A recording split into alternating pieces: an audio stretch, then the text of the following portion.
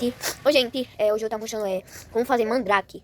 Isso mesmo, só que as pessoas não mostraram do Roblox. Mas enfim, eu tava mostrando como fazer ela no meu playground. Bora lá. E aí, qualquer personagem, no caso, eu pegar o meu. Aí vem aqui em roupas. Depois de vir em roupa, né, vocês... E vão aqui, ó. Né, escolha... Aqui, ó. Escolha essa roupa, dress. Mas você vai entender o negócio. Não pega isso daqui, porque isso não vai ajudar em nada, gente. Com a roupa, negócio, né, você vai procurar...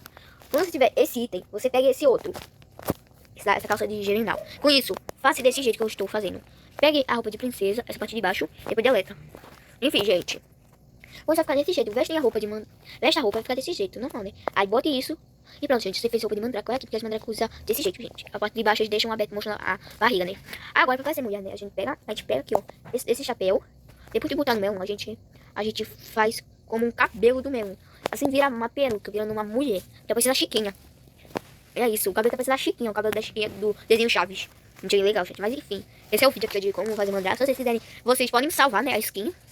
Mas no caso, eu não vou salvar aqui porque eu fiz o tutorial sozinho, gente. Eu não vi nenhum tutorial no YouTube. Eu fiz ele pensando, né, gente? Eu não copiei ninguém. Esse é o meu tutorial.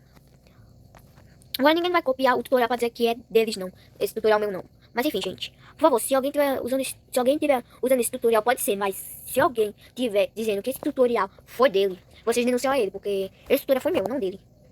Mas enfim, gente. Denunciar aí quem tá dizendo mentiras. Dizendo que ele fez o tutorial, mas enfim.